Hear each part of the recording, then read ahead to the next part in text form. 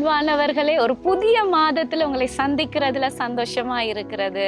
ස්වාසිතුර ප්‍රේමධාරණයේ මේ අලුත් මාසය ඔයාලා බැලීම ප්‍රීතියක්. இந்த வருஷம் ஆரம்பிச்சது போல இருந்தது. මේ වසරේ ආරම්භය වුණාමෙන් තිබුණා. ஆனா பாருங்க, 5வது மாதத்துக்குள்ள நாங்கள் கடந்து வந்துட்டோம். නමුත් අපි 5 වෙනි මාසයටත් ඇතුළු වුණා. கர்த்தர் இந்த மாதத்துல ஒரு வார்த்தையை எங்களுக்கு வைத்திருக்கிறார். මේ මාසෙත් උන්වහන්සේ අපිට පොරොන්දුවක් තබා நீங்கள் තිබෙනවා. 1 ராஜாக்களின் புத்தகம், එක රාජාවලියේ පොතේ நீங்கள் 6வது அதிகாரம் 6 වෙනි පරිච්ඡේදයේ 13வது வசனத்தை பார்க்கும் போது 3 වෙනි වචනය කියනවා. பாருங்க, இஸ்ரவேல் புத்திரர் நடுவில் வாசம் பண்ணி என் ஜனமாகிய இஸ்ரவேலை கைவிடாதிருப்பேன் அப்படின்னு சொல்றாங்க.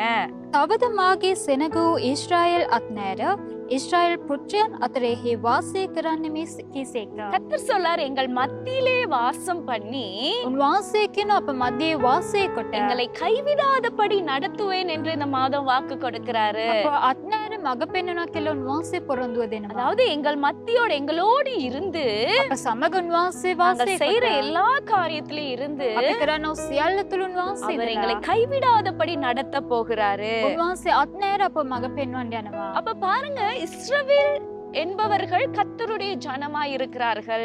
මේ ඊශ්‍රායෙල් ජනතාව ඇවිල් උන්වහන්සේගේ සෙනග. அப்ப நீங்கள் 1 பேதுருல එක පේත්‍රස් நீங்கள் 2:10 பார்க்கும் போது දෙවෙනි පරිච්ඡේදයේ 10 වෙනි වචනය நாங்கள் முன்ன வேற மாதிரி இருந்தோம், අපි කලින් ඇවිල්ලා වෙනස් ආකාරයට සිටියා. பாவத்துல இருந்தோம், පාපය තුල සිටියා. உலகத்துல இருந்தோம். ලෞකික කාර්යයන් ஆனா තුල සිටියා. அவர் எங்களுக்காக மரித்து නමුත් උන්වහන්සේ අප උදෙසා මිය ගොස් ரத்த சிந்தி ලේ වගුරුවලා அவர் எங்களை மீட்டு கொண்டிருக்கிறார்.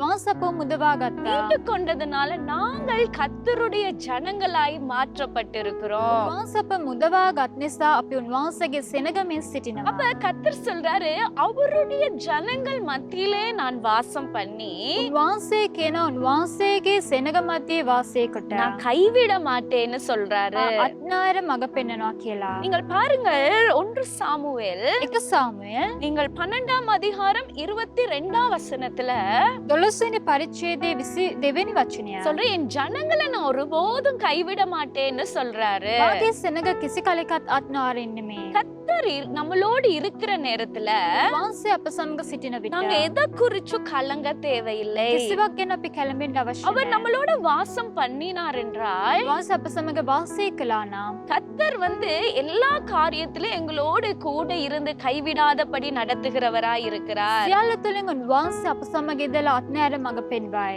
ஆனா பாருங்க, நிறைய நேரங்கள் எங்க வாழ்க்கையில இன்னைக்கு நாங்கள் நிறைய பயத்தோடு வாழ்ந்து අපි கொண்டிருக்கிறோம். ගොඩක් බයෙන් ජීවත් වෙමින් සිටිනවා. எங்கள் மத்தியில யாரு இருக்கிறா?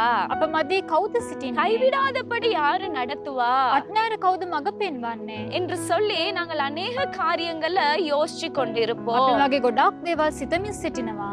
மோசேயின் வாழ்க்கையை பார்க்கும் போது අපි මෝසස්ගේ ජීවිතය බලන විට மோசே இறந்து போயிட்டாரு. මෝසස් මිය ගියා. அப்ப இறந்து போனோன்னு யோசுவாவும் அவங்களோட இஸ்ரவேல் ஜனங்களும் என்ன செய்யறதுன்னு ஒரு சூழ்நிலை காணப்பட்டது. එමෙයාල මිය ගියන් පසු ඇවිල්ලා කුමක්ද වෙන්න යන්නේ කියන වාර්තාව නියම් තිබුණා. நீங்கள் யோசுவா 1ம் அதிகாரம் 5ம் வசனத்தை பார்க்கும் போது යෝෂුවා පළවෙනි පරිච්ඡේදයේ 5 වෙනි වචනේ බලන විට அந்த இடத்துல கர்த்தர் யோசுவாவை பார்த்து சொல்றாரு, යෝෂුවා දෙස උන්වහන්සේ බලලා நான் உன்னை කියනවා. கைவிட மாட்டேன்னு சொல்றாரு. මන් ඔබව අත්හරින්නේ නැහැ කියලා. நீங்க இஸ்ரவேல் ஜனங்கள் எல்லா சூழ்நிலையிலும் நீங்க பாத்தீங்க அப்படின்னா ඊශ්‍රායෙල් ජනතාව සියල්ම වාර්තාවන ඇතුළ බලන විට கர்த்தர் அவர்களோடு வாசம் பண்ணி උන්වහන්සේ එයාලා සමග වාසය කොට அவங்களை கைவிடாதபடி கடைசி வரையும் நடத்தினதை நாங்கள் பார்க்கிறோம். අන්තිමතෙක් අත්නෑර මඟ පෙන්නපු දේ අපි බලනවා. இன்னைக்கு நம்ம வாழ்க்கையிலயும் அநேக சூழ்நிலைகள்ல நாங்கள் கடந்து செல்லலாம். අපිත් අපගේ ජීවිතයේ ගොඩක් වාර්තාවන ඇතුළ ගමන් කරන්න நம்மளோட யாரு இருக்கிறா? අප සමග කවුද සිටින්නේ? யாருமே இல்லாத சூழ்நிலையில நான் இருக்கிறேனே.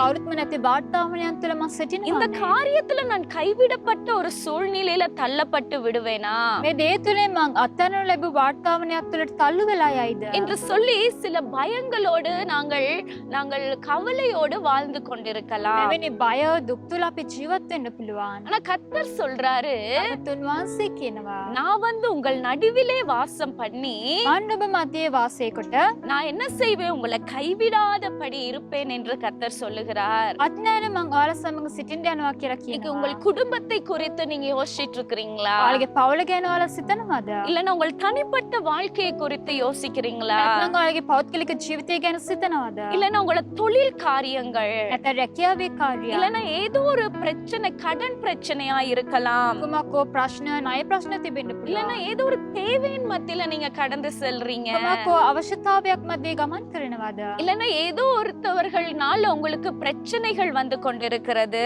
කුමක්කෝ පුද්ගලයෙක් තුලින් ඔයාලට ප්‍රශ්න පැමිණෙනවද? வீட்டின் காரியமாக நீங்க ஏதோ ஒரு அங்கலாய்ப்புல இருக்கிறீங்க. නිවසේ කාර්යයන් ගැන සිතමින් සිටිනවද? கர்த்தர் சொல்றாரு, பயப்படாத வேணாம், උන්වහන්සේ කියනවා බය නොවෙන්න. நான் உங்க நடுவுல நான் வாசம் பண்றேன், මධ්‍යයේ තමයි මම වාසය நான் உங்க කරන්නේ. நடுவுல வாசம் பண்ணி මම මධ්‍යයේ මම වාසය කොට எந்த சூழ்நிலையில உங்களை கைவிடாதபடி நடத்துவேன் என்று கர்த்தர் சொல்லுகிறாரு. කිසිම වාර්තාවනයකදීත් මම ඔබව අත්නෑර මඟ පෙන්වනවා කියනවා.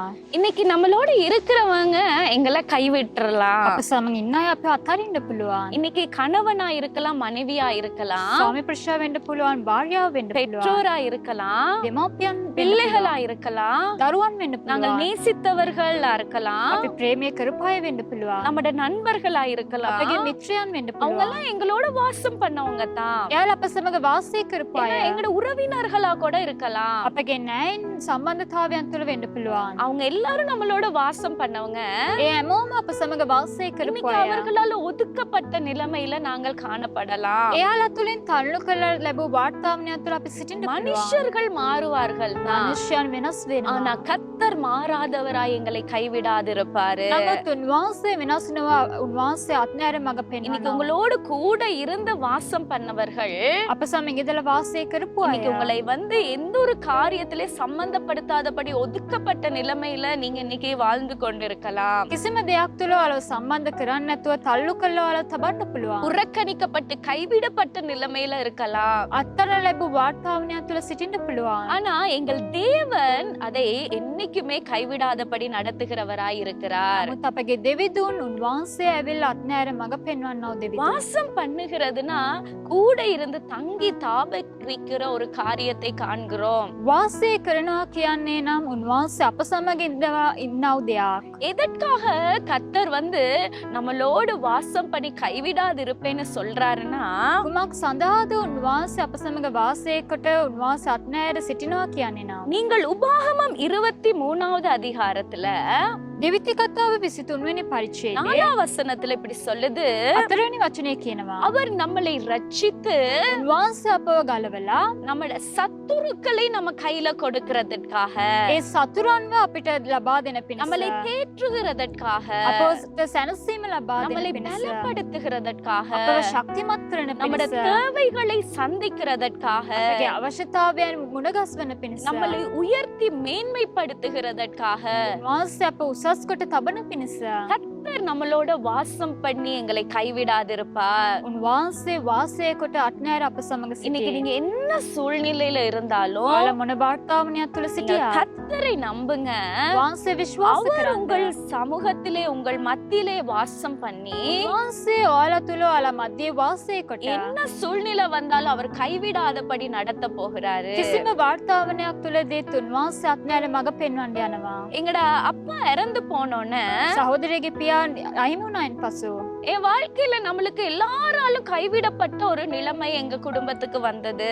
පවුලේ හැමෝම ඇවිල්ලා සියලුම දෙනාම අත්හරිනු ලැබූ වාර්තාවනය. ஆனா நான் சொல்லுகிறேன், නමුත් කියනවා ஆனா கர்த்தர் எங்கள் மத்தியிலே வாசம் பண்ணி උන්වහන්සේ අප මැදේ වාසය ஒரு කොට நல்ல தகப்பனாய் இருந்து ඔබේ ආපත් පියෙක්මින් ඉඳලා இது வரைக்கும் கைவிடாதபடி நடத்துகிறாரு. මෙතෙක් අත්නෑර උන්වහන්සේ මඟ அந்த පෙන්වමින් தேவன் සිටිනවා. உங்களை நடத்த போதுமான தேவனாய் இருக்கிறார். ඒ දෙවිතුන් ඔයාලවත් මඟ පෙන්වන්න බලවත්. ஆனா பாருங்க, நீங்கள் யோவான் சுவிசேஷ புத்தகத்துல යෝහන් සුභාරංචි පොතේ 14ஆம் அதிகாரம் 23ஆம் வசனத்துல படி 14 වෙනි පරිච්ඡේදයේ 23 වෙනි වචනේ ආකාරයට நாங்கள் கர்த்தரை நேசிக்க வேண்டும். අපි උන්වහන්සේට ප්‍රේමය කළ அவரை යුතුයි. நேசிக்க நேசிக்க උන්වහන්සේට අපි ප්‍රේමය அவர் පෙන්වන්න எங்கள் පෙන්වන්න மத்தியிலே அசைவாடுகிறவராய் வாசம் பண்ணுகிறவராய் இருப்பார். අප මධ්‍යයේ සැලිසලමින් උන්වහන්සේ වාසය කරමින් வாசம் සිටියේ. பண்ணும் போது நாங்கள் கைவிடாதபடி நடத்தப்படுவோம். වාසය කරන විට අපි ඇවිල්ලා අත්නෑර මඟ அப்ப පෙන්වයි. உள்ளான உள்ளத்துல தேவனோடு இருக்கிற உறவுல ஒரு ஸ்ட்ராங் இருக்கணும். ඇතුළාන්තයේ උන්වහන්සේ සමග තිබෙනා සම්බන්ධතාවය තුළ ශක්තිමත්ව සිටිය அவரை යුතුයි. நாங்கள் அன்பு செலுத்த வேண்டும். උන්වහන්සේට අපි ප්‍රේමය පෙන්විය இன்னைக்கு යුතුයි. நிறைய நேரத்துல தேவனை அன்பு செலுத்தாதபடி வாழ்ந்து கொண்டிருக்கிறோம். ගොඩක් වතාවන් තුළ උන්වහන්සේට ප්‍රේමය නොකළ අපි සිටිනවා. இன்னைக்கு கர்த்தரிடத்துல அன்பு செலுத்துற நேரம்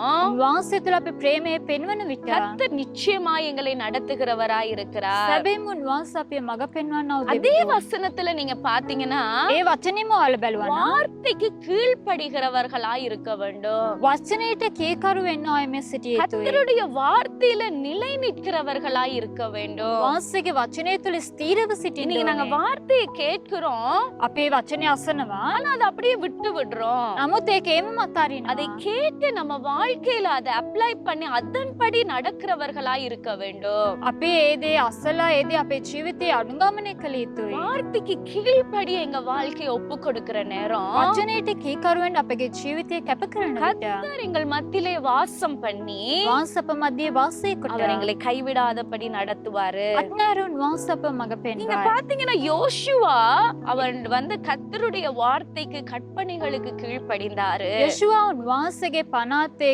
අඥාවලට කීකරු වුණා.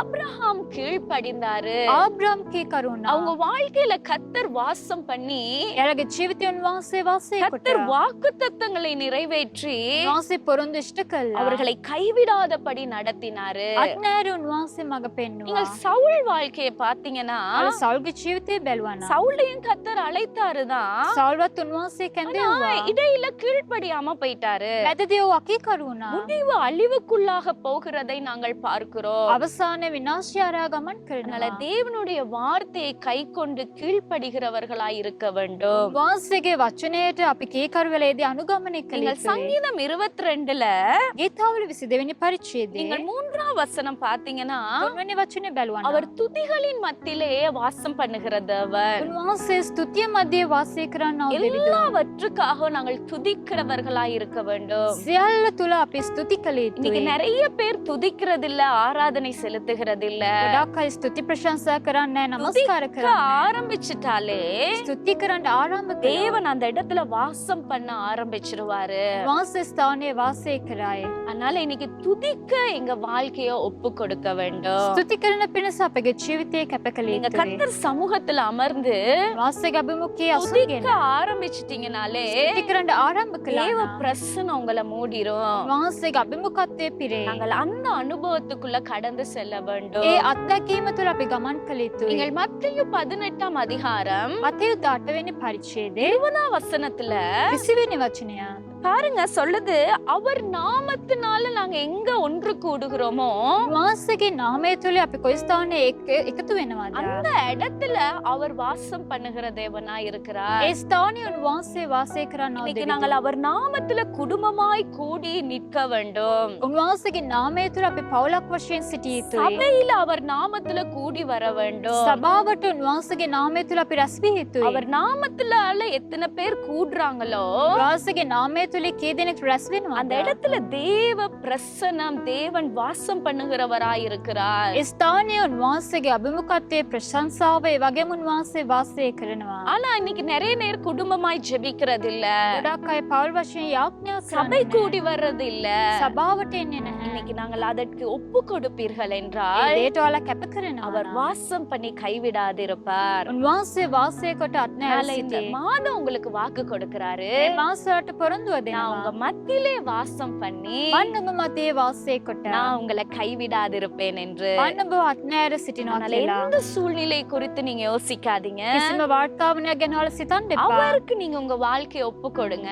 උන්වහන්සේට ඔයාලගේ ජීවිතේ කැප அவர் இந்த කරන්න. மாதம் நடத்துறது ஆச்சரியமா இருக்கும். මේ මාසාල මග පෙන්වන දේ විස්මිතව තිබේ. ஒப்பு கொடுப்போமா? කැප කරමුද? எங்கள் அன்புள்ளவரே, ප්‍රේමවන්ත இந்த පියාණනි, நாளுக்காக ஸ்தோத்திரம். මේ දවස නිසා நீங்க ස්තුතියි. சொன்னீங்களே எங்க மத்தியில வாசம் பண்ணி நான் கைவிடாதிருப்பேன்னு சொல்லி வாக்கு கொடுத்திருக்கிறீங்க.